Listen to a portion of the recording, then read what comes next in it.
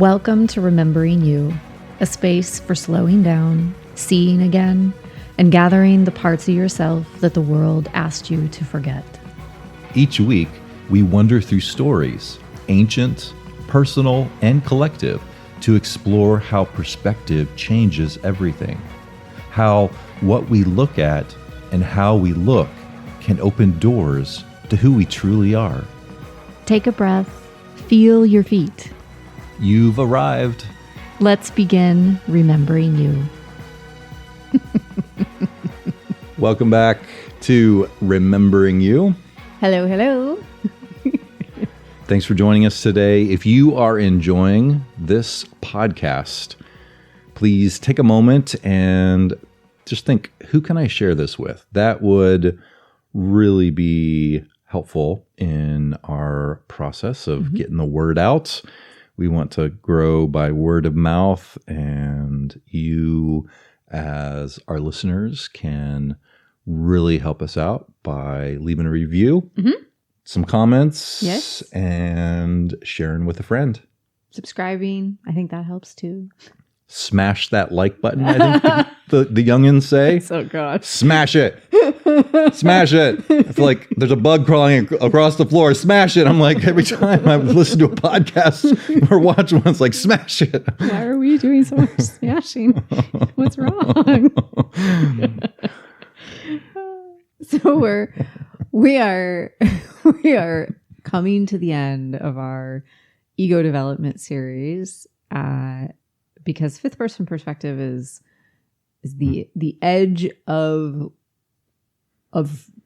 ego development, really. Not to say that there is sixth person perspective and there's seventh person perspective, and technically this is probably infinite, and we'll talk about kind of how and why we know that. But so few people ever make it to fifth, and certainly to sixth, that it just doesn't make any sense to continue to try to unpack all of the layers.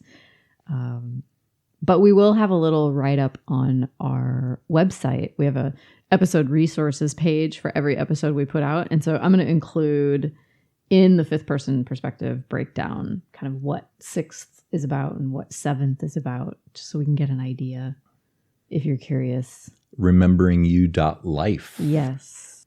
And we also have the circle coming up, my love. Yeah, in January. Say a little bit about that. So the idea is there aren't spaces for most of us in our life where we can just sit and practice and be with other humans in a way that is very intentionally focused on growth and development and presence and emotional intelligence and just being who we are in a space that's non-judgmental and curious and open. I think so much of our modern life is fast and decisive and separative. Like, there's always this decision to make, and there's a right and there's a wrong, and there's a good and the bad. And so it's just a very, very different kind of space to help us unfold and de-stress and find some more connection in our lives. We have designed the circle to work like a human gym. If you don't use it, you'll lose it. Yep. Emotional intelligence is no different than your muscles. Let's pump some emotional iron. I have an image in my head of a heart, like all swole, lifting big weights. Join us for the circle. You can find out more details on the website there again at RememberingYou.life. We hope you take the time to do a little investment into your emotional well-being and strength, along with the relational and cognitive support that we will be offering one another in a mind, heart, body, all of the above. Today, as we talk about the fifth person perspective, we're going to use some different types of language to kind of point at what the fifth person perspective is all about. And one of them is going to be through metaphor. Yeah. And a metaphor that we can begin with is if you would just imagine with me that you've spent your whole life inside a house you built, room by room, adding walls, furniture, and decorations based on what felt safe and useful at the time. In first and second person perspective, you learn the rules of how a house works. When you were really young, you learned you couldn't run through walls, and that when you make a mess, you have to pick it up. Later, you learned how to live with other people in the house and how to act when you went over to visit other people's houses. You had a role you played, and you learned the rules of other people's roles, like mom and dad, plumber, and teacher. So starting at third person perspective, you moved into the subtle tier. You started to realize that the way your house was designed, maybe it wasn't the way you want to live in it for the rest of your life. You changed the furniture, you redesigned the layout for efficiency and harmony. Maybe you knocked down a wall or two or three, and you opened up the space.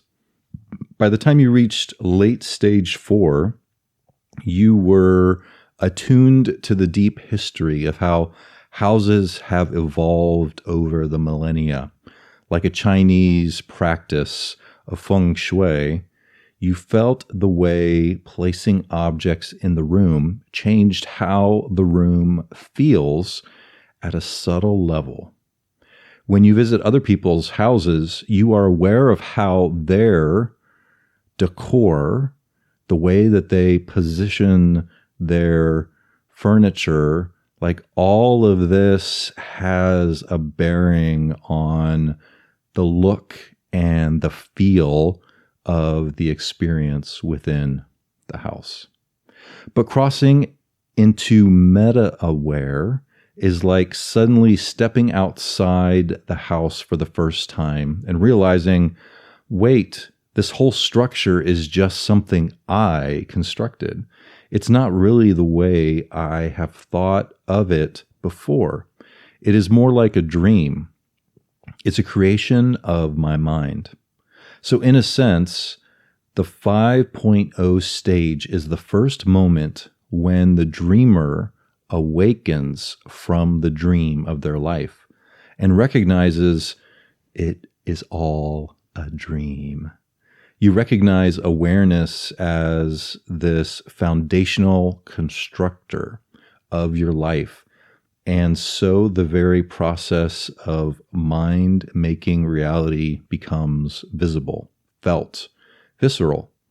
This is why spiritual and contemplative traditions for thousands and thousands of years have called this process waking up.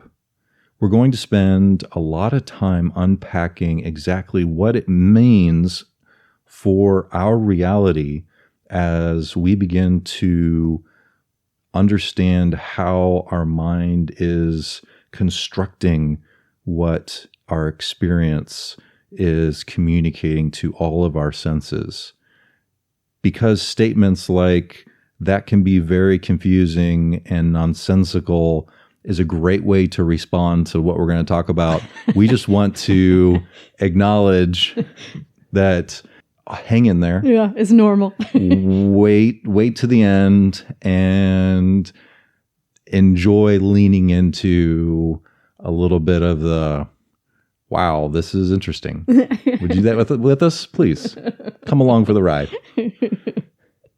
So that pattern that Ryan walked us through, the movement from things that are very concrete that I can touch and taste and smell, and then things get more subtle. And now at 5.0, we're shifting into a whole new space. O'Fallon calls it the meta-aware tier. But there's this other contribution that she made to this whole ego development framework. is to recognize that there's another pattern that's repeating within each of the tiers themselves. There's a pattern at the concrete and it repeats at subtle. And now we are starting it over at the MetAware tier.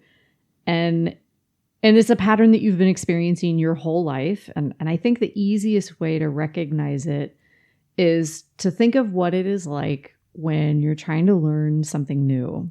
So let's take maybe the process of learning how to drive a car, because I imagine pretty much everybody listening to this has gone through that.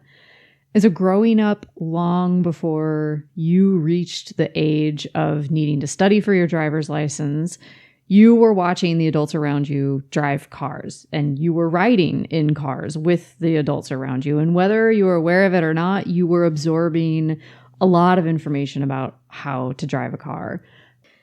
I remember when I was around 6 or 7 years old, and I had a conversation with my mom about what it was like to drive a car. And for whatever reason, maybe she's in a bad mood that day, my questions just annoyed the crap out of her. So I didn't ask her much about driving a car after that, but it's probably why I remember this conversation so well, because she got so mad at me. But I was noticing the way when she had her hands on the steering wheel, she'd turn it a little bit to the right and she'd turn it a little bit to the left, but the car was staying straight the whole time. And so I didn't understand, like, wouldn't it just be better if you just kept your hands still? Like, why are you moving them around so much? And this is a great example of what O'Fallon means by the receptive stage. So anytime we're entering a new tier, so at 1.0, this is where we were, and then again at third person perspective, and now again at fifth, we are just a sponge absorbing information. We're an observer. We can't yet do anything with the information because we just don't know enough yet. But eventually we get to the point to where we actually are going to have to get behind the wheel of a car and figure out how to do it. And this is more like the active stage. And I remember as a little kid climbing around in my parents' car when it was parked in the garage and sitting in the driver's seat and kind of turning the wheel back and forth, trying to get a feel for it. And I was fascinated by all the knobs on the dashboards. And I'd look out the windshield and I'd maybe imagine what it must be like to drive this like huge piece of metal. It seemed very exciting and very scary. And when I was 12, my super cool uncle from California came and visited, and we took a drive up to my grandma's house. She lived about 30 miles away. And so remember, I live in Iowa and it's very flat where I grew up. And we're driving down this, it's a country road. There's no one for miles around.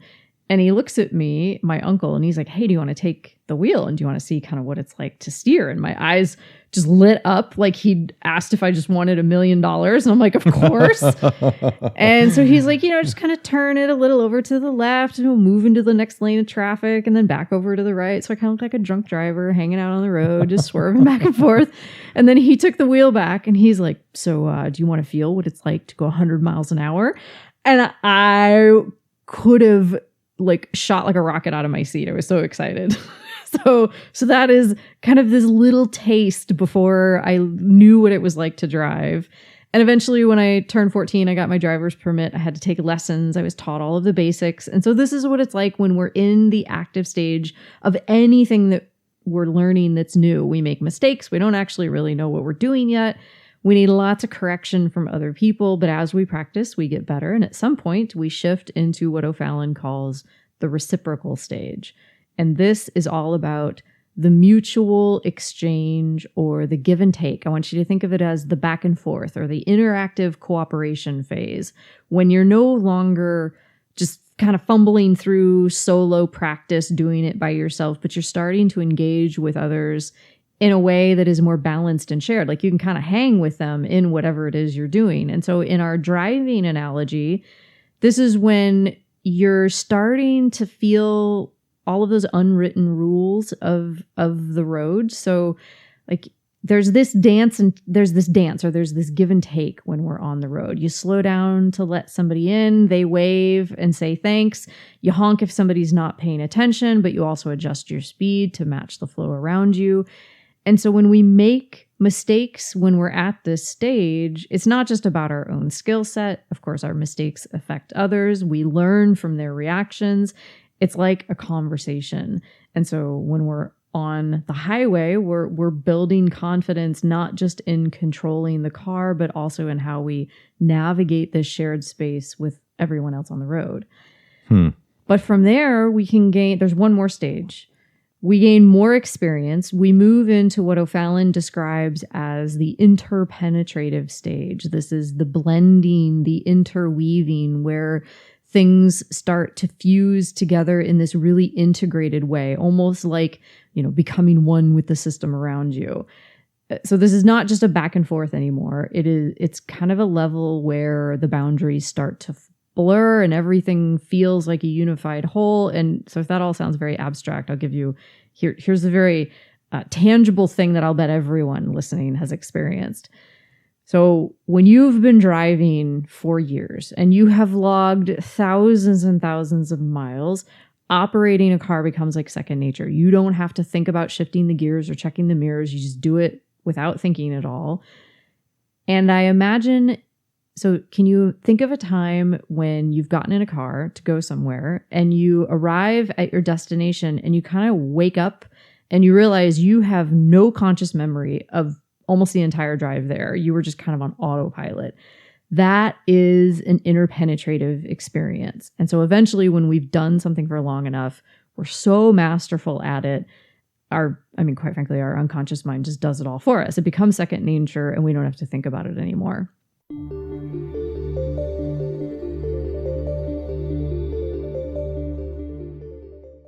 Alice Ann here. Just a quick clarification on this pattern, because I walked through the driving analogy without naming the specific stage numbers explicitly. And I imagine this will make it a bit more clear about what it is I'm pointing to. So in Terry O'Fallon's stages model, this repeating cycle maps directly to the developmental levels like this. So the receptive stage, where you're passively absorbing and observing, like watching adults drive a car as a kid, that corresponds to the first stage of every new tier. So that's 1.0 in the concrete tier, the stage of development that every human is born into, and it's 3.0 in the subtle tier. And then again at 5.0 now in the MetAware tier. So the subtle world of abstract thoughts and emotions, and then eventually later in the subtle tier, things like assumptions and judgments, when it first comes online, it's completely new to us. And so we orient to it in the same way that a new baby is orienting to their world. We're just watching, we're absorbing, and we don't yet have any mastery, so we can't really manipulate whatever the objects are of this subtle world with much complexity. And it's going to be the same thing in the meta-aware tier. The active stage, that hands-on experimenting and practicing and making some mistakes and getting some corrections, that aligns to the 1.5 and the 3.5, and then again at 5.5. The reciprocal phase, the give and take cooperation, where we're mutually making adjustments with others and we're interacting more, kind of like that back and forth on the road in our car analogy, that aligns with second person perspective 2.0 and fourth person perspective 4.0. And then it will repeat at 6.0. And so I want you to think about how in middle school, the rules of the group and fitting into a clique became really important. You wore the same clothes as your friends. You listened to all of the same music. All of this is helping you navigate the collective world of other humans together. And at 4.0, you were repeating the same thing, but in the subtle tier. So the content of what you're learning is more complex, but the way that you're orienting is a repeat of something that you've been doing your whole life. And you do this with every new thing that you learn, whether it's driving a car or having a new hobby or building a house or building your career. And then last is the interpenetrative stage, that seamless blending where you're becoming one with the flow and you can do things on autopilot. That is at the 2.5 stage and at the 4.5 stage, and then it will repeat again at 6.5. So this same receptive, active, reciprocal, interpenetrative rhythm, it's repeating across tiers, building ever greater complexity. And so because we're moving into the fifth person perspective, it's another reset. We're starting this pattern again at the receptive stage. But now we are doing so, the content that we're attuning to is the subtle objects of awareness itself. Of course, we retain everything that we've learned before. It's not like we lose what we gained at 4.5. But when the fifth person perspective comes online for people, the way that they orient shares a ton of similarities with how we orient at first person perspective and then again at third person perspective. And I will write more in our episode resources page on our website if you really want to get nerdy and kind of like get into the nitty gritty and learn specifically exactly what it shares in common. So I hope this makes the mapping clearer. I think it is one of the coolest insights in O'Fallon's work, and I think it will go a long way to help us understand what the heck is happening at fifth person perspective. Thank you.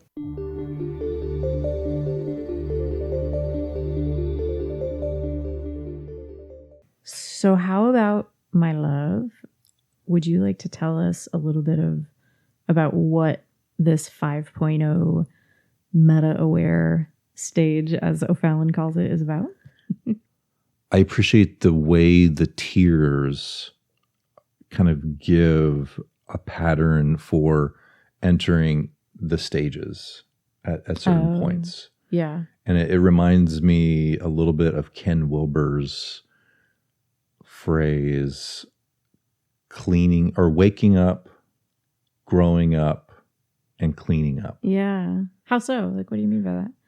Like, there's this regular process as we have different places in our life where we wake up and we're like, oh, I was asleep.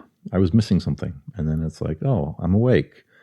And that knowing or experience causes us to kind of grow into what is true in our lives that we didn't know was true. And so how could we grow into it until we know? And so that knowing gives us maybe the fertilizer or the water or the sunshine to begin to grow into the fullness. And then we realize there are some things in the previous level of experience that we need to do some cleaning up.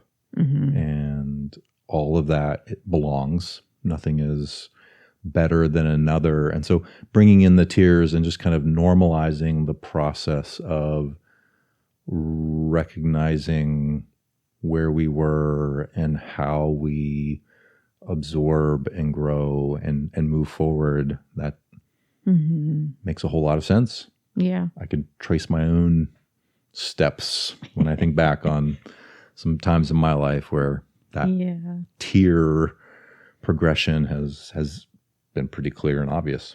Well, and it's so funny how it, like, you can put it on a, maybe almost like an Excel spreadsheet. Like, I think of a table, you know, where you've got big columns of the different stages, you know, 1 and 1.5 and 2 and 2.5 and 3 and 3.5. And then, you know, there's some big tiers that we're moving. Like, we can make it very linear or stepwise. But when I hear you frame it about there's waking up and there's growing up and there's cleaning up, it's actually much more like a crazy line that just moves forward and backwards and upwards and down. And it looks, you know, by the time you've scribbled, it's like a scribble on a page. Like, that's really more what development is like. But maybe eventually, or maybe it's over time, we are scribbling up and to the right. Like, it's generally moving in a direction that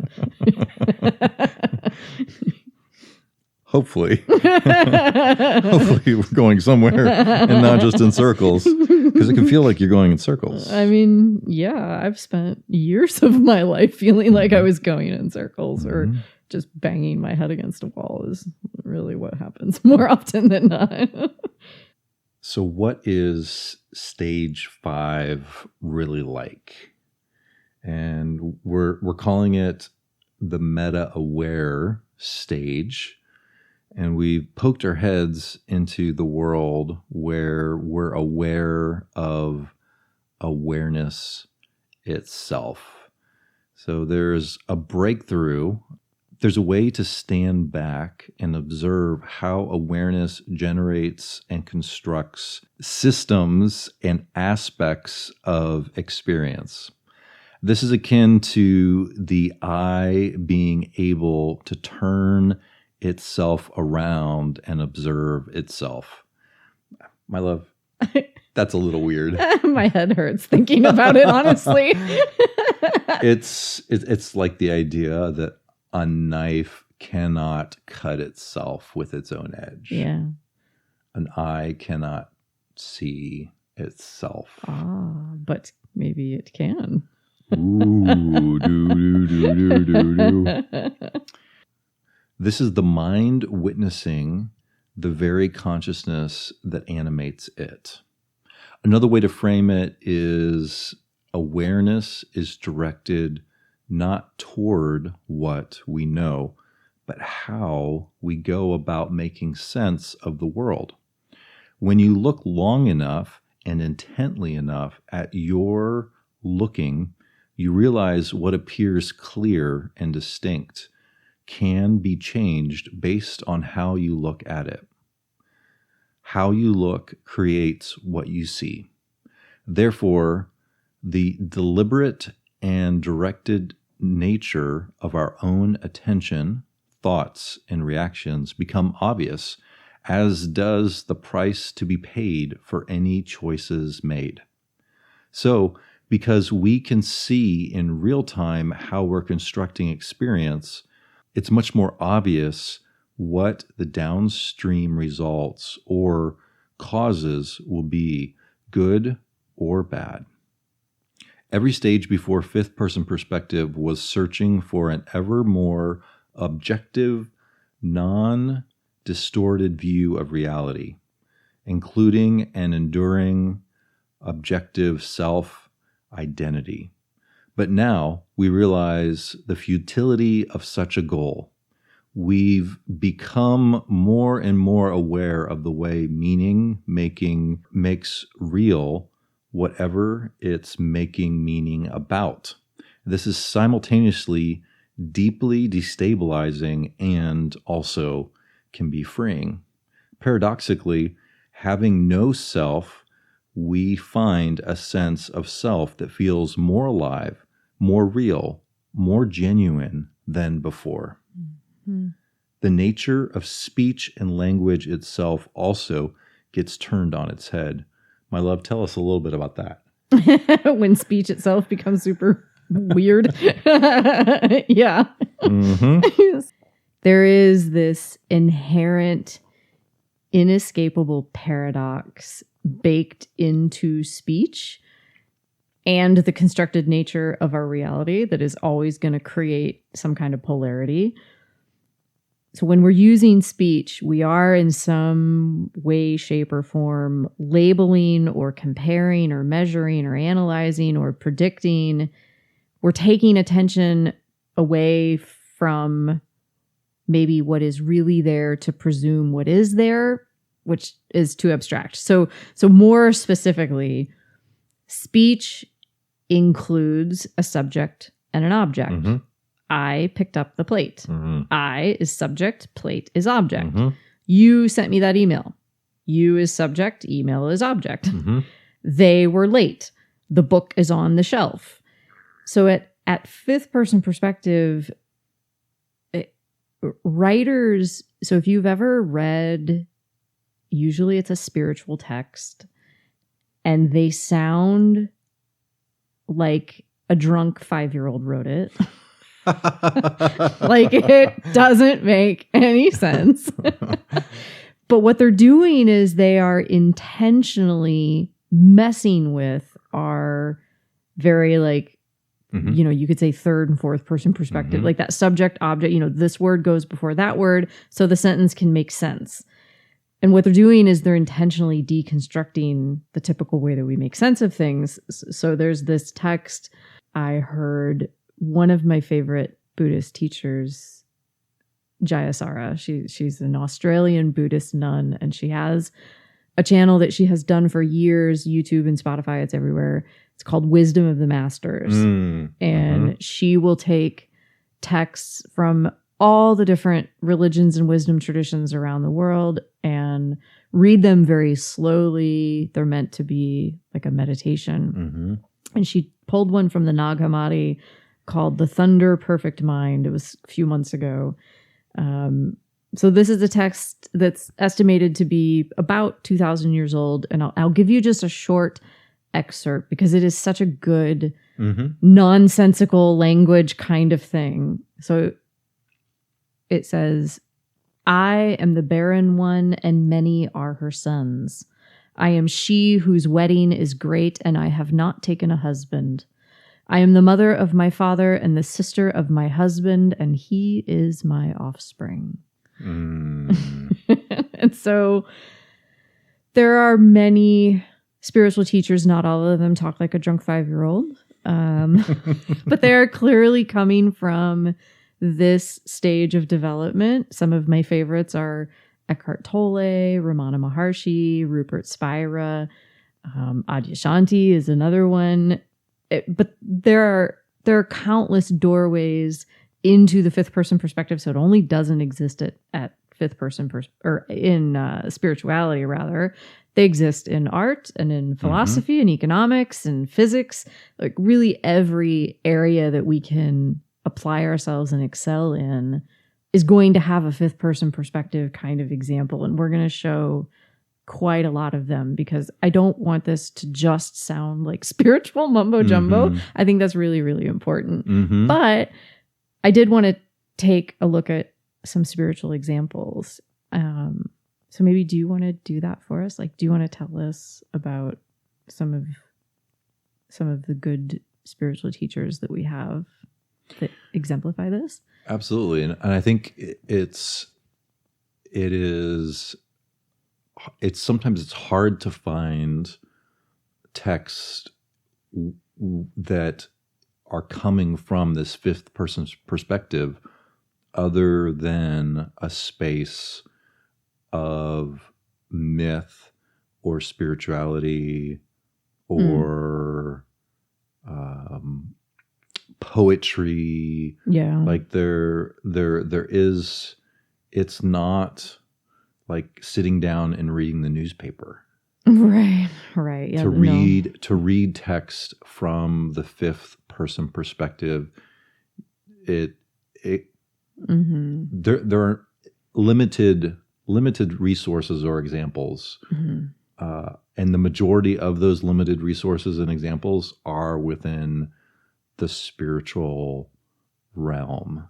And so if you are listening to this and you're an academic or you're a rationalist or you're an atheist and you're like, I don't want to read or hear about anything spiritual, then let us know what you find out there that's communicating the fifth person perspective, because we've done some looking and we would love to expand our library.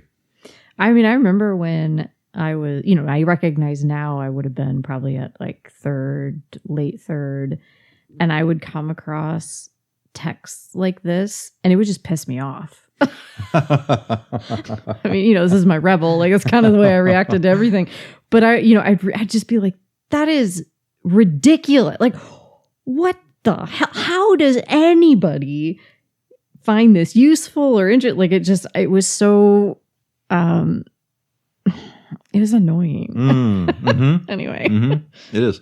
And so it's kind of like, well, that's just mumbo jumbo and just we push it away. So yeah, just if you're having that response, that's normal. Oh, totally. We all have been there, and pause this podcast and come back to it in a year or two when it makes sense. Yep.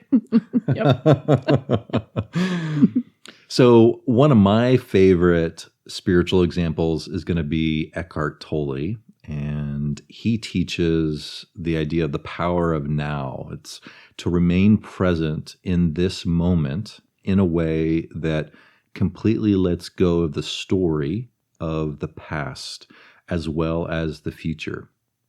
And in this way, we're not engaging with our ego, because our ego is the thing that says, well, your job is terrible because yesterday that jerk did and said that thing. And they're rolling out their strategies for the next year, and the idiots changed everything and they're steering us in the wrong direction. The ego is always either looking behind us or looking ahead.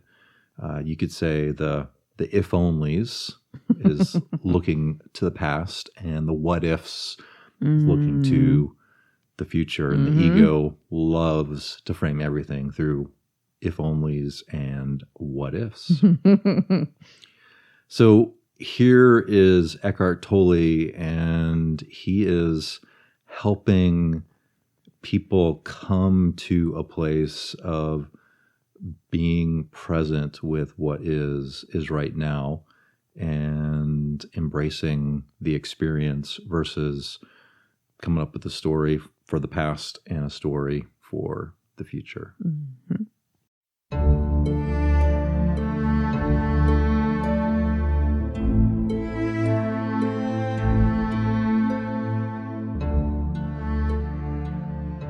Here is a short clip of Eckhart Tolle so you can get a sense of how he points to this present moment as a way to change the nature of our awareness. Welcome to our retreat. I trust everybody can hear me. I also trust that nobody is waiting for me to start, because everybody here knows that we are here to give up waiting as a state of mind. Normal state of mind. And that there is another state of mind, or rather, no mind, in which you're not waiting for the next moment.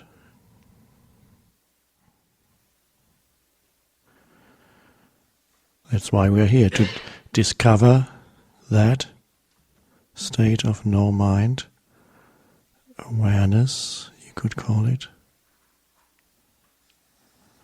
or deepen it.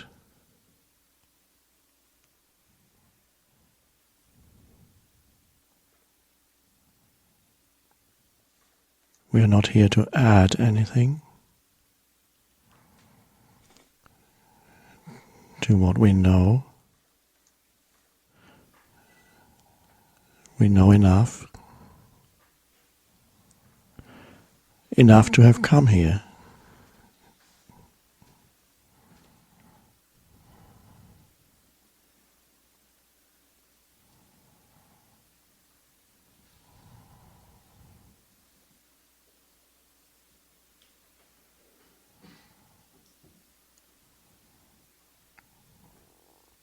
So we are here to discover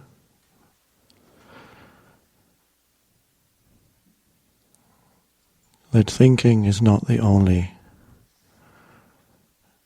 possible state for humans, and not the highest state. And as we go through the shift from thinking to awareness,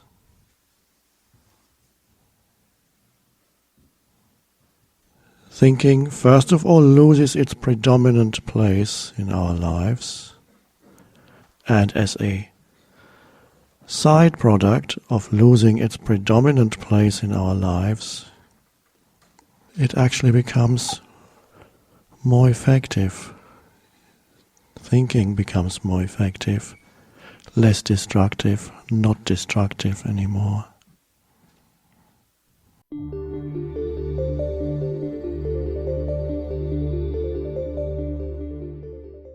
Ramana Maharshi is another one. He lived in the Advaita Vedanta Buddhist tradition, and his main teaching was simply to point you to ask yourself, who am I?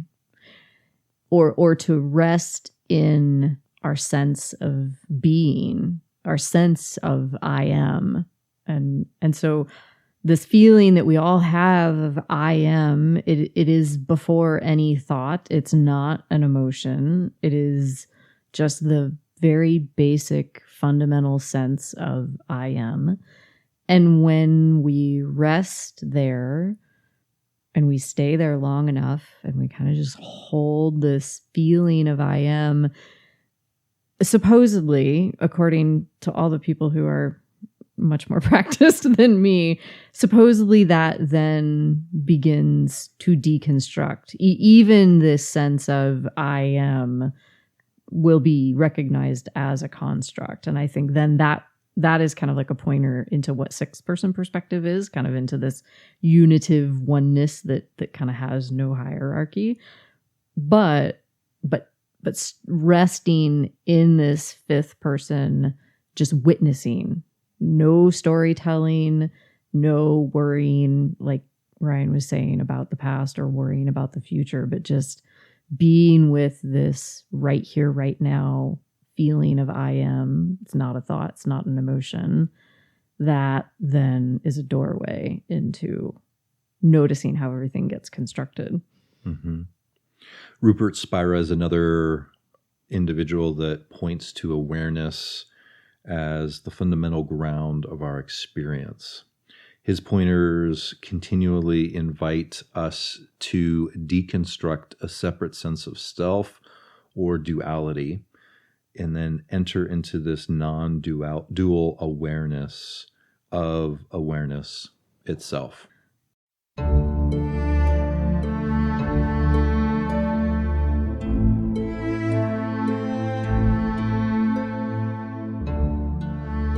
And last, here is a short clip of one of Rupert Spira's meditations to give you a sense of how he points to this fifth person perspective experience of being aware of awareness itself.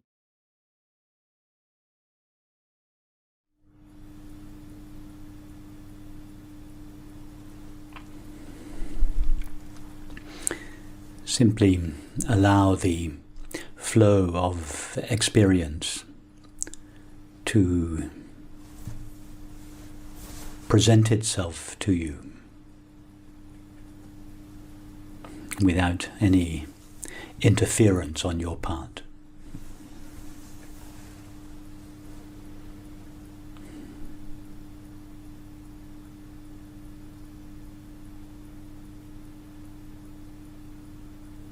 Notice that you are that which is aware of your experience. Experience flows by, so to speak, but I, the one that is aware of it, remains.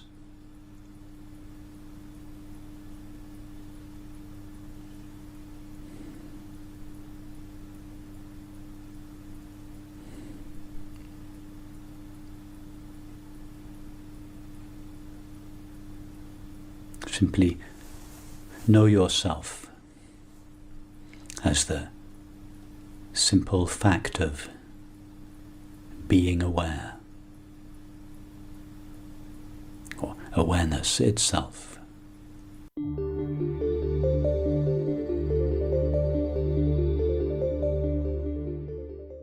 Outside of spirituality, we can look to artists like Alex Gray, M.C. Escher, Salvador Dali. I'm going to include visual examples of each of those artists and others so we can kind of, with our eyeballs, imagine what it is like to step into a space that is where everything is recognized as a construct. And so especially Alex Gray and M.C. Escher, I mean, they will actively, in a way, their things can almost look like an optical illusion. Like they're visually deconstructing the boundaries of space. And M.C. Escher, he's got his melting clocks, to show the deconstruction of time itself as well. And so those are great pointers into this perspective too. They could be kind of trippy. Yes. in science, there are also many others who are coming clearly from a fifth person perspective. I've, the last couple of years, really been enjoying Donald Hoffman. He is a cognitive scientist. He's got a lab at the University of California at Irvine, and he's got a number of ongoing research projects. In this podcast that I listened to just a couple of months ago, he was talking about a paper that he'd recently published with his primary researcher. He works with Chetan Prakash from the Department of Mathematics at California State University. And Hoffman himself, he's been in the field of cognitive science for more than 40 years now. And his research just continues to challenge the typical way that we perceive what we feel is objective reality.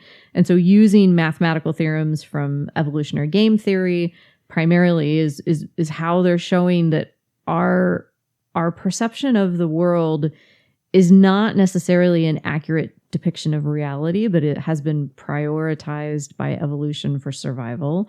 And we're going to give some links to several of his interviews where he dives into all of his research, because there's no way we're going to be able to do any of it justice.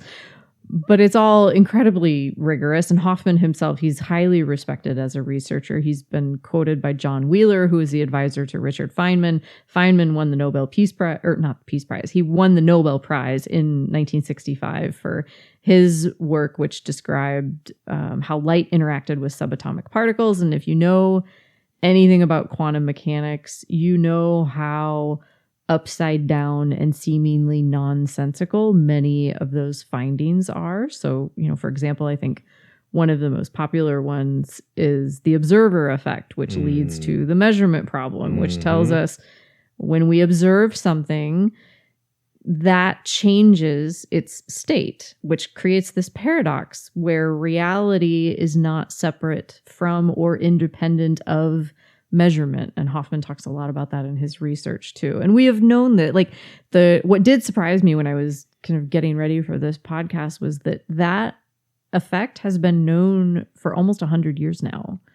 That is so crazy. Yeah. Huh. So science has been pushing into fifth person perspective kind of understanding of the world in very rigorous, concrete ways for a long time now. I also, I have read a lot of Einstein's writings, not as a physicist, because I don't understand. I am not a physicist. But he clearly understood the constructed nature of reality. I mean, that's fundamentally what his theory of relativity is all about. But specifically, one of the things that we mentioned earlier about language kind of being this symbolic overlay, not necessarily representative of reality itself. And so Einstein had written, quote, "As far as the laws of mathematics refer to reality, they are not certain. And as far as they are certain, they do not refer to reality," which is absolutely a fifth person perspective. So he's not just saying that math is imperfect. He is articulating this kind of meta paradox about symbolic systems like language or like mathematics that eventually when we follow it long enough, we reach this understanding that precision increases abstraction, not truth. And of course, then that kind of challenges us to be able to relate to the idea of mystery. So maybe, do you want to tell us about that? Because you strike me as somebody who enjoys the mystery of life. The unexplainable or the unanswerable or the sometimes unponderable moments. Unponderable. That's a great word. You can quote me. I'm going to have a t-shirt made. Folks, just check out our merch section on the website. No. He's like, I am unponderable. No, I am unpondering. Oh boy. I think we're making up words. Yes, let's do it. One of the quotes that we have from Einstein is that the most beautiful thing we can experience is the mysterious. It is the source of all true art and science. Yeah. And if you think about it, what brings us to the proverbial laboratory? It's not knowing or understanding. There's a mystery. There's curiosity. There's something that we are leaning into. And so in our day and age when we want everything to be certain and crisp and clear and no shadows or anything that's undefinable, like it's the undefinable in our experience that has brought some of the greatest gifts to our world and humanity. Yeah. Yeah. Here's another quote by Einstein. A human being is part of the whole, called by us the universe, a kind of optical delusion of consciousness, which is actually kind of a late fifth person perspective kind of statement. It's clearly a recognition of the self as a construct, and it's trying to move beyond systems and ways of thinking into kind of deconstructing the identity itself. In the world of philosophy, there is someone who has a name very close to Einstein called Eisenstein, Charles Eisenstein. He is a writer, somewhat of a cultural critic. He wrote a really fantastic book called A Better World Our Hearts Know Is Possible. And his work explores the stories that are shaping our modern life, stories about separation and progress and what it means to be a human. And he draws from economics and spirituality and ecology and systems thinking. His invitation is not just to notice what it is that we're believing, but the invisible assumptions behind our beliefs. And of course, he never really offers easy solutions because I don't think there are any. I think that's where the mystery is. But really, his work is asking a more fundamental question, like what kind of world becomes possible when the stories that we have been living inside of start to loosen and to shift and to change. And so the idea of we are in a story of separation, that I am separate from you and you are separate from me. And if that is true, then I feel like I have to protect myself or defend myself. And then we get kind of into a scarcity mindset around resources, and then there is an us versus them. And in Charles's writing, he's not arguing within the story of separation. Like he's not trying to say, that part over here is wrong and this part over here is right, because that is an expression of the story of separation. He's instead kind of standing outside of it and trying to point at it. He's treating it as a constructive narrative, not just fact, so to say. I'm curious how, in your experience, like you've talked about before in other episodes about the us versus them experience, which is kind of baked into a story of separation. And so I'm curious how that has shifted in your experience. While we're in the picture of the other, there's no other way of being. Like it's just, that is the picture. Like that is the reality. And I think we have pointed at that in different ways over the last couple episodes in this series, that until there is an experience that is outside of the picture that we currently hold, everything is just business as usual. Like even the quote there from Charles Eisenstein, like as a philosopher, that just, it doesn't make sense when we're holding the picture of the other to say that there is no other. there is no other, that we're all one. Like, well, so what do you? It's crazy. Well, what do you think? Like until for you, it's not. Oh, sure. And so then when it's not, then it can be very disruptive on many different levels of our experience, from the way that we relate to our job, the way we relate to our partner, responsibilities, paying taxes. I mean, there's so many things that when we stop holding that picture of othering everybody and everything, and there is a letting go into a bigger picture, then it's, I would say that there, in my experience, there was definitely a process of re-engaging with all of the pieces and the parts of myself as collectively myself tried to understand how to relate in a new way to what was now the new picture that I was holding.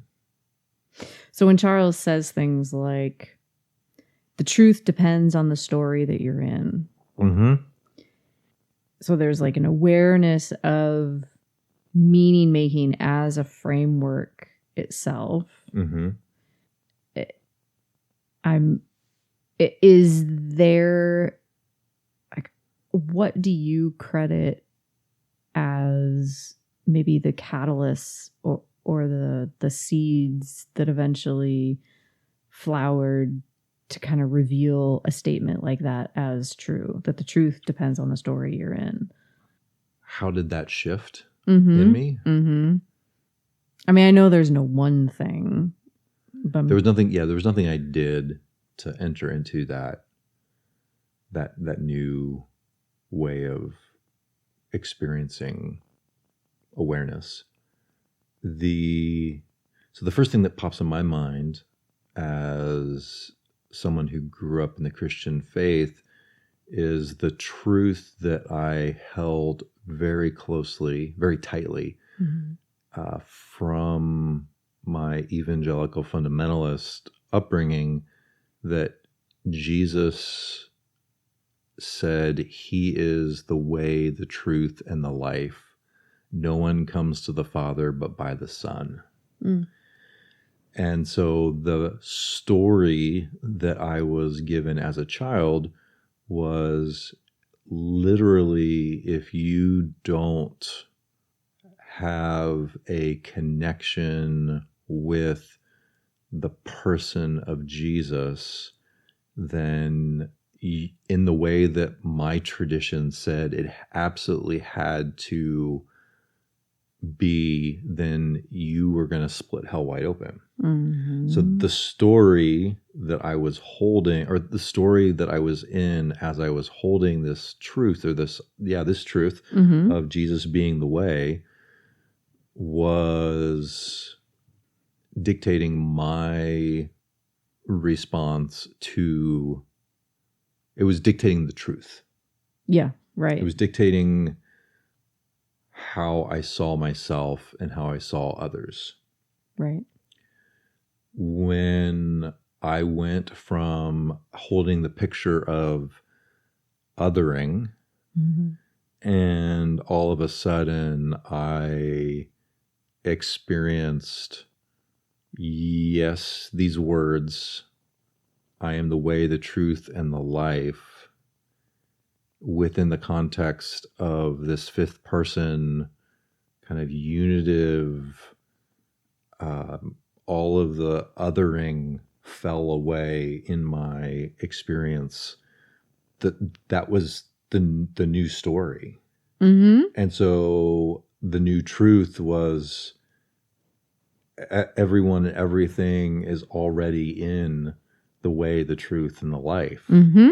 Like, it doesn't make any sense to try to put it back into that previous picture frame of othering everyone. It was like, oh, yeah, Mm-hmm. that's great. So there's a whole new relationship. It went from a fear-based response to this is an incredible gift, and this is just beautiful. Mm-hmm. And so then it takes me to a place of, oh yeah, and if I would have been born in the Middle East, I probably would have been Muslim or Jewish. Right. And in the Jewish tradition or the Muslim faith, of course, we're talking about Abrahamic religions, each of those have their own version of the way, the truth, and the life. And so now, in the perspective that I'm in, I can clearly see the unitive experience that we all are having. Mm-hmm. And that's the definition of being a mystic, is seeing everything from a whole or as one.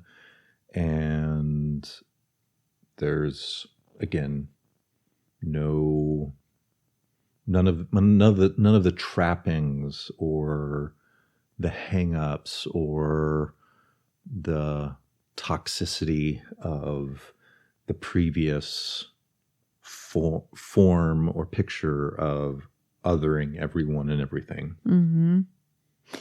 I don't know if you experienced this. I don't know that I've ever really heard you say this, but I will name something that has been a big struggle of mine with this idea of, like, the truth depends on the story that you're in. So there's this part of me that would, and it used to be very loud and kind of all consuming, that would freak out and say, wait a minute, that's dangerous. Like, to just to think, like, then how do you know what is true? And then, like, then everything feels almost relativistic, which I mean, it is relative, but in a way that is very dangerous and in a way that is not helpful, which I recognize now is, it's just ego kind of freaking out and wanting to control and wanting to steer, but I could do a simple experiment to, for example, say, I'm just going to spend the next hour noticing the things around me that I appreciate and that I think are beautiful or that I think are valuable in some kind of way. And so, maybe I'd set that intention and then go for a walk. And especially if I was feeling depressed or angry or confused or heartbroken or whatever it was, some kind of hard, difficult thing, I'd be like, okay, I'm just going to intentionally practice noticing the beautiful things around me, feeling grateful.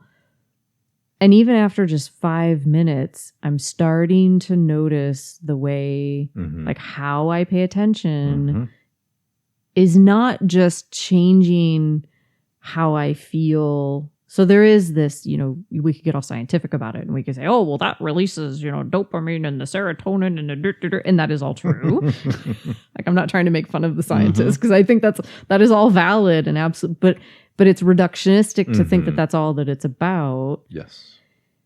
Because if you just keep with it and you keep practicing that, you will start to notice the way it's so much more than just, the brain, the hormones and the whatever in the neuropeptides and the neurochemicals are starting to change. But fundamentally, what I experience, and it actually, so it also reminds me of, Google before we started this, but I'd forgotten to which little, I think it's the Mahamudra Buddhist tradition. They have a, like where the Dalai Lama comes from. They have a practice of meditating on the human form, like its skeleton. Yep. And so when you look at a person, and so correct me if I'm wrong on the details, because again I forgot to Google the details of it. But you meditate on the body as a skeleton, and in a sense, like when you look at your arm, you focus in on the bones, so to say, and over and over and over again, people report when they have done this meditation practice for long enough, let's say a year, let's say this is something you dedicate yourself to for a year. When they look at people, they see skeletons, not the flesh on the face and the hair, but all they see are the bone. Like literally with their eyes, they know, which sounds bananas. Sounds like a horror film. Well, they're not freaked out about it. Of course, to them, it's very natural. Sure. Which is also kind of interesting too.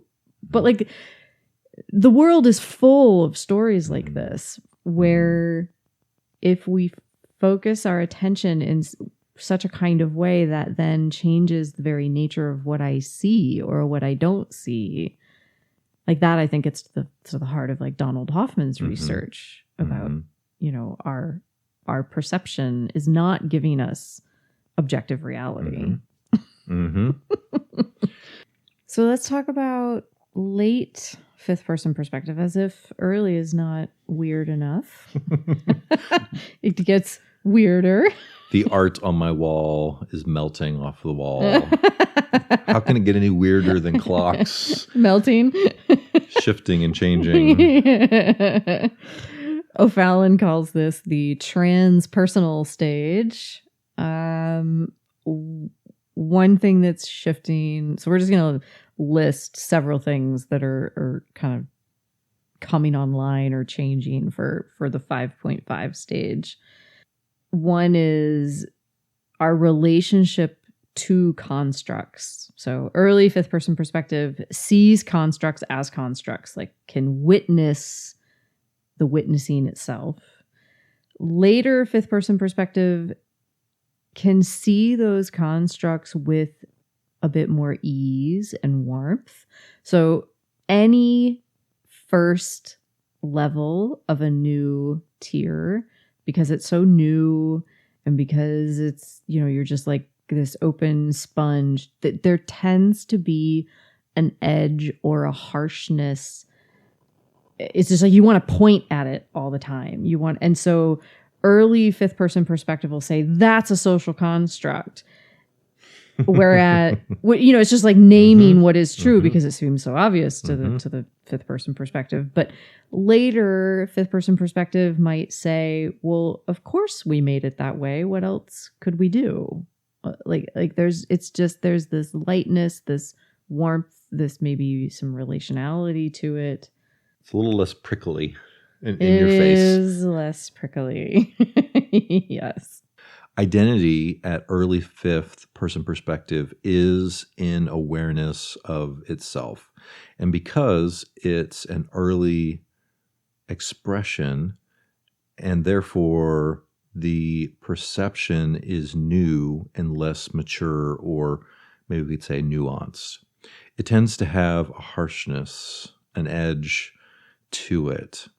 It wants to attack the ego. It looks at the ego as if it's something to annihilate, or it defends itself against the ego. At late fifth person perspective, the ego isn't treated as an enemy or an illusion to eliminate. Selfhood becomes a functional relational phenomena So at early fifth person perspective, someone might say, my perception shapes what I see. And at late person fifth perspective, they say, I am a part of what is happening. That statement sounds very simple, but developmentally, it's radical. You'll remember in our last episode, we talked about how late fourth person perspective, the collective takes on mythic proportions. Our participation is immersive, and it is the vehicle through which we are discovering meaning. But it's not yet an object of reflection. At early fifth person perspective, that meaning-making process itself becomes visible, and by late fifth person perspective, participation is no longer relational, it's epistemic. We see that participation, attention, identity, and language is co-creating experience itself. The collective no longer holds a mythic authority. It is seen as arising contextually, co-constructed, and dependent on our perspective. Mm-hmm. So I guess, in other words, late fifth person perspective is more relational and like, yeah, that one is hard for me to grasp. Like I can feel the way that my own perception and like finding it in my own experience, it's a struggle, that one, for me. Like to really know the difference between my perception shapes what I see versus I am a part of what's happening. Mm. Like cognitively, Mm-hmm. I can follow the nuance, but I can feel the way that it's not an embodied understanding yet, which I always delight when I run up against the edges of my like knowing, or yeah, I like that one. Mm-hmm. The tone of later fifth person perspective shifts from being analytical and deconstructive to more relational, more compassionate. There's a lot less urgency to critique or to dismantle all of the meaning-making systems, and there's just more capacity to stay present with them. And so it, you might describe it as like a bridge builder, somebody who can build a bridge between what is here now and where I want to go, or between one person and another, or between, this system and another system, or maybe just felt as a quiet kind of wisdom, because there's no need to persuade. There's no need to, it's almost like just the act of staying present is all there is to do. Really. Action is guided by a responsiveness, not a desire to enforce. And it's not guided by rules or principles. It's this desire to respond. I love that. At early fifth person perspective, we might want to point out all of the limits of our language, but at later fifth person perspective, they tend to use language more poetically, maybe more lightly or playfully, or in a way that it's going to encourage participation from others in a way that will draw folks in. And so the way that we live in paradox might show up in statements that say, well, this is true and this is not true. Or meaning, yes, is constructed and it is also deeply real. Or nothing is certain and caring and kindness and compassion still matter profoundly. And so it's important to recognize that those statements are not just coming from a place of intellectualizing, like they are speaking to that embodied capacity, I guess, that I was noticing that I couldn't find in that earlier statement. Like, you know, there's a way in which a late fifth person perspective speaks that I think you can feel. I mean, I guess if you're paying attention, but you can feel their integrated understanding, and that, you know, it exists beyond the mind, truly. Normally, I will pick up a feeling or a sense by the story that they are communicating in their experience, and that gives me a clue as to, oh, this is where this person really is. And it also will give me a sense of trust that they are continuing to do their work of cleaning up what they need to clean up and showing up in a way that is generative and kind. Do you want to tell us maybe how enlightenment does not mean that you are blissed out all the time and don't feel pain anymore? Absolutely. So put me in, coach. Tap, you're in. I was doing dinner with a longtime friend a few nights ago, and one of the conversations, he's a meditator as well, and just finds a great deal of peace and calm, and really enjoys dropping into his experience of awareness. And our conversation went to what it feels like sometimes to be in a state of bliss or peace or calm or open spaciousness.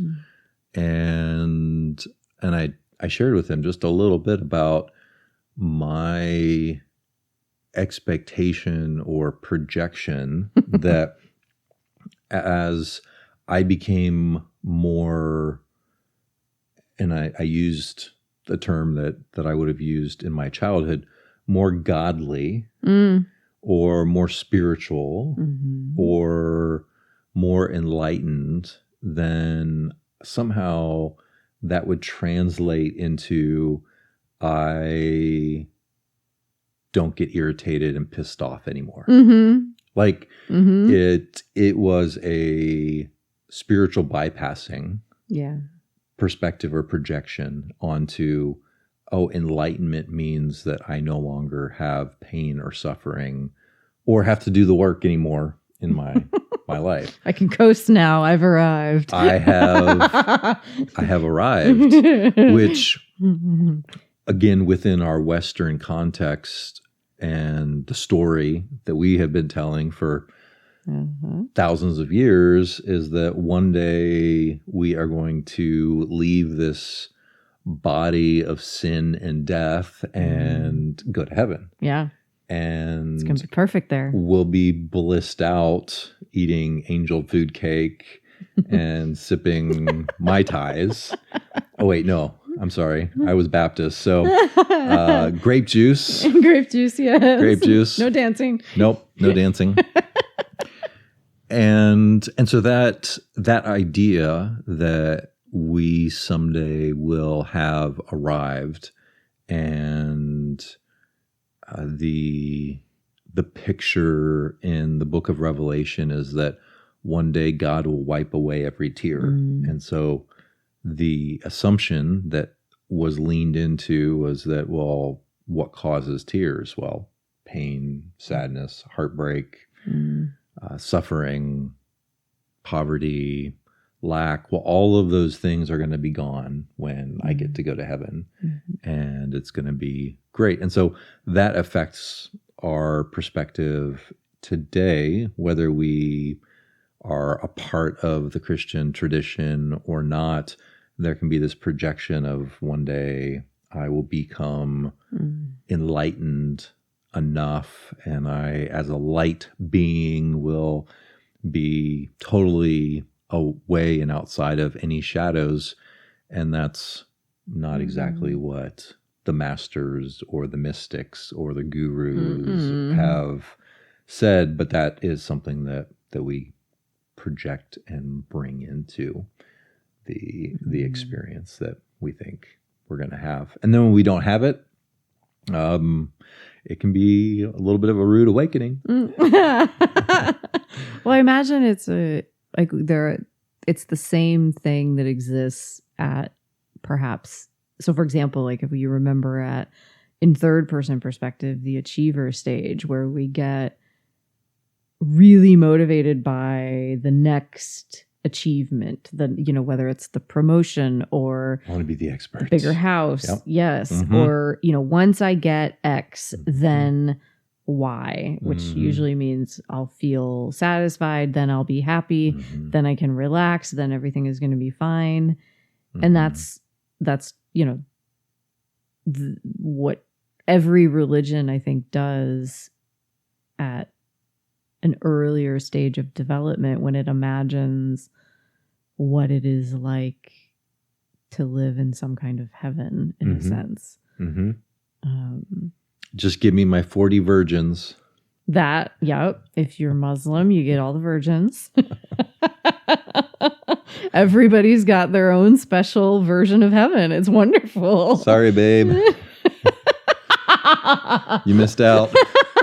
Us women, we just get the one man, I guess. You were born the wrong gender. Tell me it's patriarchy without telling me it's patriarchy. There was hold on, I want to go back to, there was a quote from Eisenstein so the quote from him says, "The old story is falling apart. We feel this as anxiety, grief, and disorientation." So he's framing the crisis that so many of us painfully feel right now. So the crisis in whether it's politics, economy, business, ecological crises, like climate crises, food scarcity, war, famine, like there's so much that feels as if it is collapsing. And of course, we feel this as anxiety, grief, and disorientation. And so what he's doing is he's framing crisis itself as a meaning-making breakdown. It's not just an external threat, but like this is the challenge that then causes us to figure out the solution, so to say. This is a developmental reading. So the way he's framing it is from a very fifth person kind of developmental, witnessing the construct sort of way. And that collapse is not just political, it's not just environmental, but it's actually developmental itself. And I love that. There is something within me that just breathes a sigh of relief when I feel into the truth of that. And of course, it's been happening throughout all of human history. There's always something that is collapsing and breaking down. And there's always tragedy. And I think that, so I'm tying this to this idea of enlightenment as, this heaven is an illusion. And of course, we've all had the feeling of chasing after some version of heaven only to be disappointed. And that is what this is pointing at. There's folks like Joanna Macy, who has ridden the wave of the old story is failing, Yeah. and we need to reimagine a new story. Mm-hmm. She just passed away at, I think it was the age of 95. Mm. And she was a powerful figure in our world for ecology and system thinking. She was a really big pioneer in helping people move into a broader perspective on how do we relate to climate science and the concerns that we are facing in our world today. Her core teaching was the work that reconnects, which basically is a set of practices to be done within community, within other people, a group, and they were frameworks to help folks feel their connection to their own experience in relationship to the story that the earth needs our attention in times of ecological and social crisis. So part of her process within the work that reconnects was helping people be honest and connect with their own fear and sorrow and grief that our world is facing some challenges because of climate change. And then moving on from that kind of other perspective, my grief, my fear, my experience being affected by climate change, to seeing that we are a part of the human family and connecting with others, and then also practices to connect with the earth and with nature, giving an opportunity to go from an other perspective to a whole perspective, being a part of the whole. Joanna Macy tells stories about what she calls the Great Turning, which is the idea of a huge shift in human consciousness from the industrial growth society to a life-sustaining civilization. She used these big picture stories to help people feel like they're part of a much larger, meaningful shift in how we relate to the earth and to each other. Yeah, the stories we tell ourselves so creates our world. I mean, it is what creates our world. And I think one of the, so if the idea of being aware from a place of awareness sounds, I don't know, just like a circular logic ridiculousness, the delightful thing is, I think out of all of the stages of development that we've talked about today, this one there are so many pointers. Like this is the one, like you fake it until you make it, so to say. Like just pick up, like that practice I named, noticing what is beautiful or what you are grateful for, or just sit with your feeling of I am. But that this, the knowing that what we see is based on how we look. I mean, the way we get there is to just experiment with changing how we're looking and then see what happens. But goodness knows this is not something you can take anybody's word on. It's not like a belief. It is experiential. It is fundamentally, you do it, you try it, and it changes you from the inside out. And we have thousands and thousands of years of brilliant teachers who have walked this path and who know more than certainly you or I put together.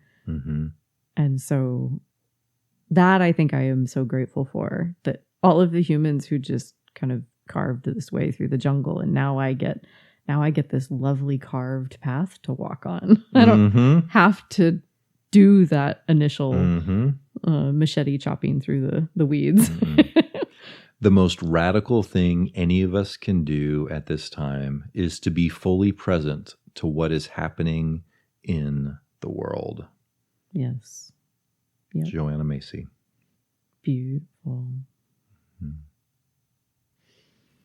If you're in a place right now where you are able to calm yourself, close your eyes, get grounded, I invite you to find that quiet place where you won't be distracted. Sit down or lay down. Make sure your body is comfortable, cared for. And now gently close your eyes. Take a slow, deep breath in through your nose, and then count to 4. 3, 2, 1. And then we're going to hold for 4. 3, 2, 1. And as we exhale, we're going to exhale for 6, 5, 4, 3, 2, 1. Let's take another breath in. 4, 3, 2, 1, and then hold for 4, 3, 2, 1, and then exhale slowly for 6, 5, 4, 3, 2, 1.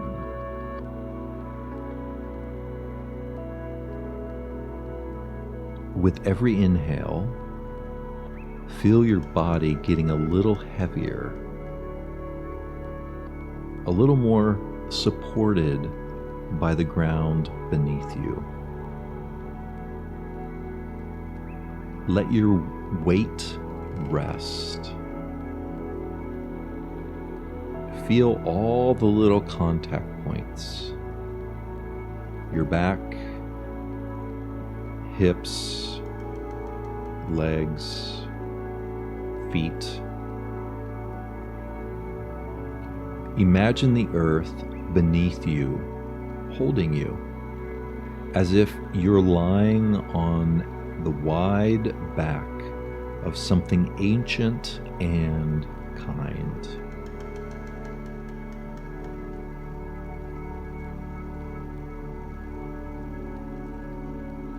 In your mind's eye,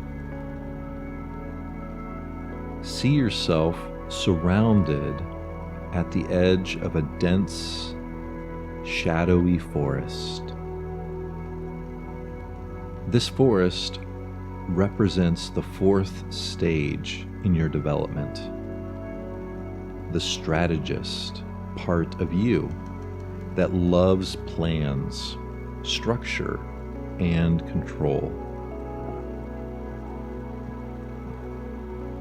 Notice what it's like here.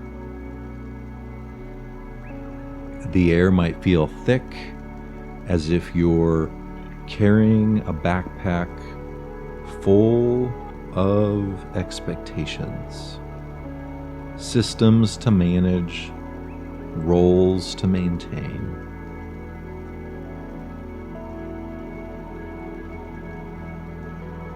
Feel that weight on your shoulders, in your shoulders, your chest, maybe even your jaw.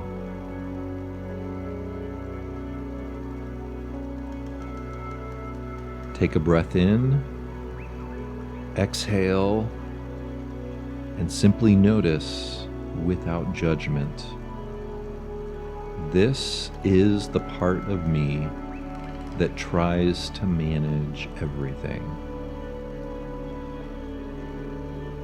This is the part of me that tries to manage everything.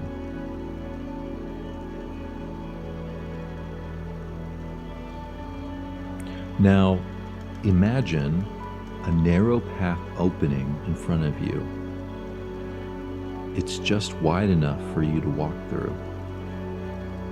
This path leads towards the fifth person perspective,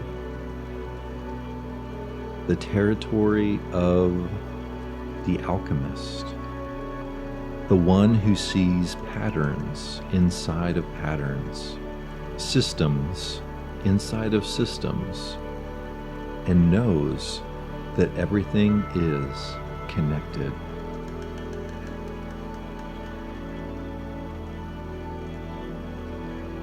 With your next inhale, take a step onto the path. As you walk, the forest begins to thin. Sunlight filters through the branches. You can feel small pockets of warmth on your face, your hands. Up ahead, something's glinting on the ground. You notice a golden key lying on the path. Bend down and pick it up. Feel its warmth in your palm, almost like a pulse. This key is the self archetype, your inner wholeness, the deeper I that can hold all your parts, all your perspectives, all your histories and futures at once.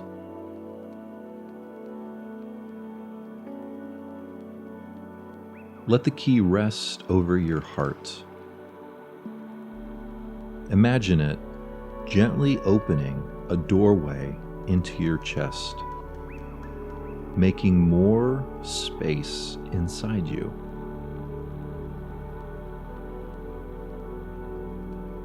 As you stand there, you sense a presence behind you. Turn in your mind's eye and see your shadow archetype at the edge of the forest. It may look like a cloaked figure with your face, or another image that feels right. Eyes bright with unspoken truths. Take a moment and simply acknowledge this figure. You might say silently, "I see you. I'm listening."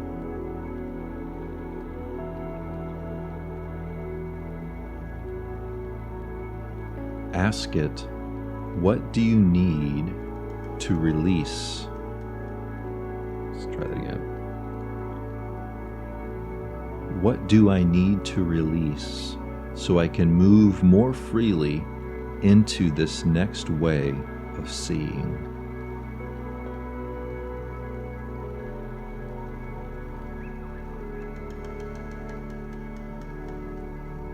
Listen for whatever arises, possibly a word, an image, a memory, a body sensation. What do I need to release so I can move more freely into this next way of seeing?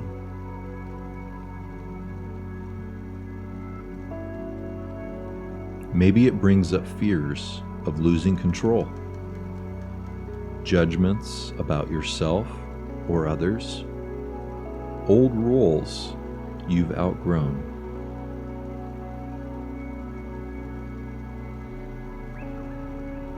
Whatever it shares, just nod. You don't have to fix anything. Just accept. Yes, this is here too.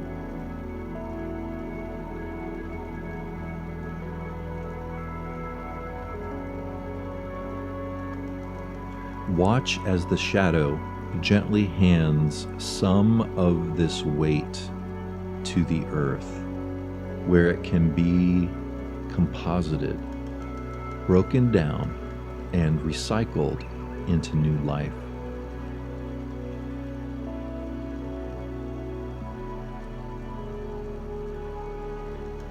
Now, another presence approaches on the path. A radiant figure, your inner beloved. They might feel both masculine and feminine, or beyond gender, strong and soft, grounded and fluid. Notice now how they appear to you. Their eyes, their posture, their energy.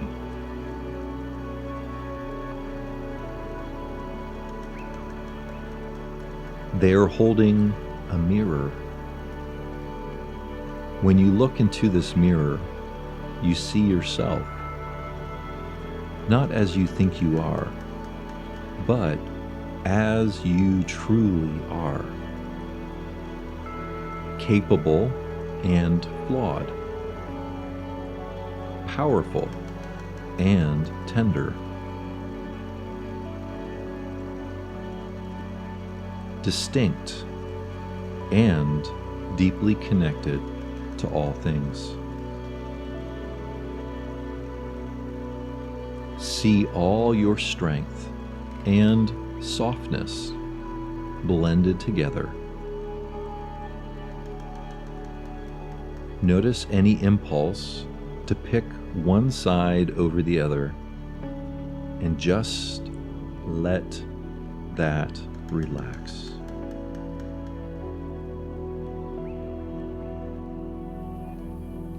As you continue to look, the reflection begins to shift into a mandala, a swirling circle of colors.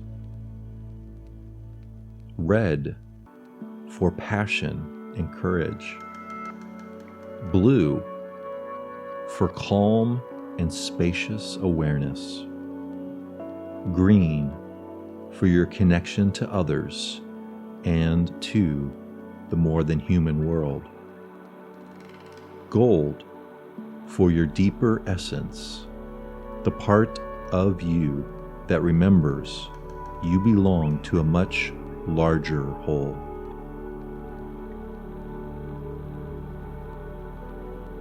The mandala is a symbol of your integrated self, many pieces belonging to one living pattern.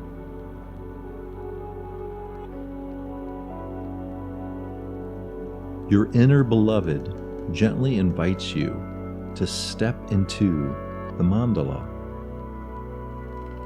In your imagination, take a small step forward, right into the center of that circle.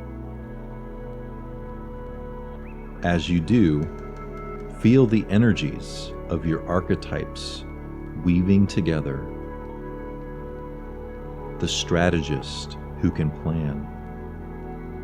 The shadow who holds your disowned power. The inner beloved who unites your possibilities. The self who can witness it all with compassion.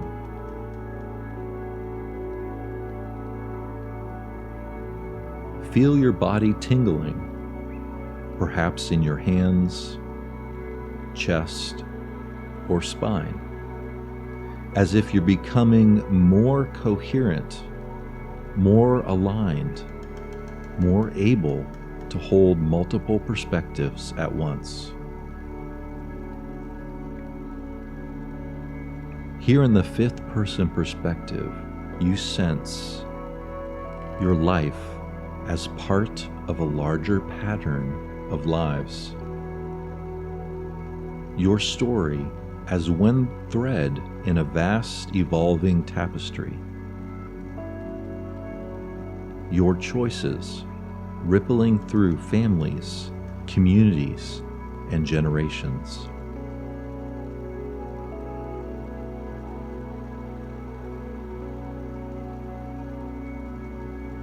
Let that wilderness, let that wildness be a comfort, not a burden. You are not responsible for everything. You are simply participating, contributing your gold to the whole.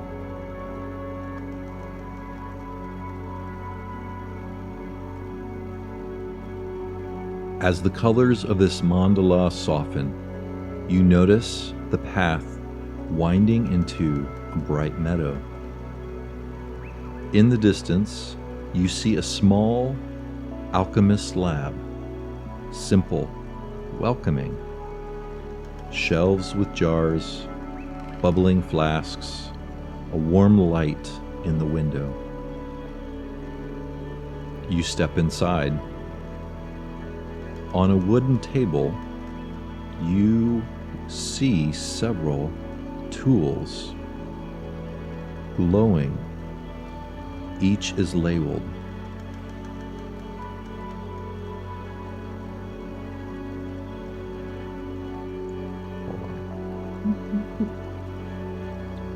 On a wooden table are several glowing vials, each labeled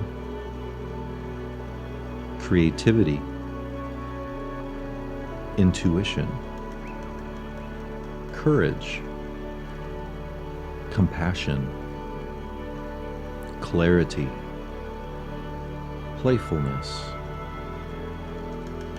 Choose the vial that calls to you.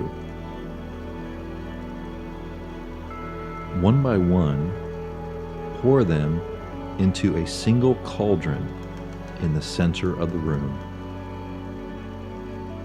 Creativity, intuition, courage, compassion, clarity, playfulness. As they mix, they form a shimmering liquid gold. This is your integrated self. Not one role, not one identity, but a living blend of all your parts in relationship with everything and everyone around you. Take a slow breath in and imagine drawing a small slip of golden light into your heart. Take a slow breath in. Imagine drawing a small sip of golden light into your heart. Exhale and let it spread throughout your chest, arms, belly, legs, and feet. Know that you can return to this cauldron anytime you need to remember who you are in the larger web of life.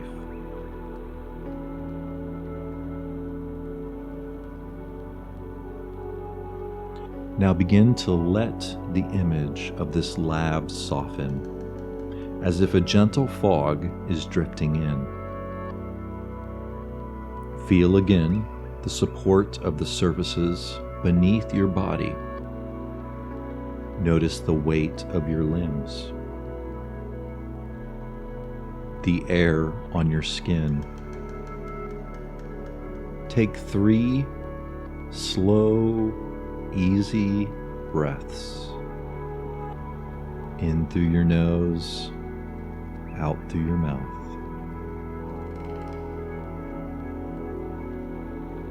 With each exhale, bring a bit more awareness back into your physical body.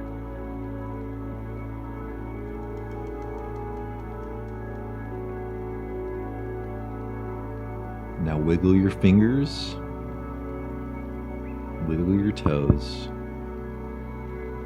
and when you're ready, gently begin to flutter your eyes and open them, bringing with you a sense of being whole, connected self, an alchemist in the world, seeing systems within systems, holding your own story with tenderness inside the greater story of all we share.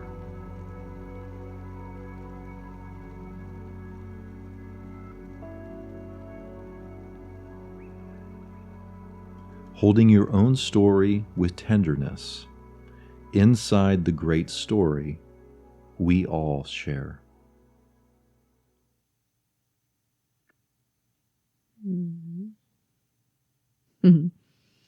Thank you. I like imaginal stuff like that. You're welcome. I've been doing that a lot lately. It's funny. I'm also listening to a podcast that's talking about Carl Jung's alchemy stage. And so I didn't know that was coming, the little alchemist laboratory. I'm like, ooh, this is synchronous.